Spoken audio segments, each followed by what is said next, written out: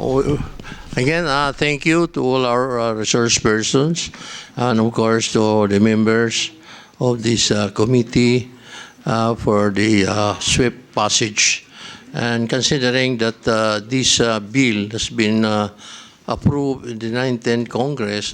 Naging mabilis ang isinagawang committee hearing ng land use matapos mapagkasunduan ng mayorya ng komite na aprubahan ng National Land Use Act. Ayon kay Chairperson Francisco T. Matugas, ang panukalang batas na ito ay magsisilbing gabay sa tamang paggamit ng ating mga properties. Kaya, taus-puso niyang pinasalamatan ang lahat ng sumuporta sa House Bill na inihain para rito. Bago matapos ang hearing, naglahad rin ng pahayag si Lone District City of Las Piñas Representative Mark Anthony Santos ukol dito.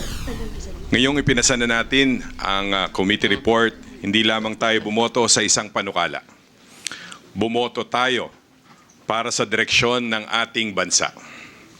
Para sa Pilipinas na mas maayos, mas ligtas, at mas handa sa kinabukasan.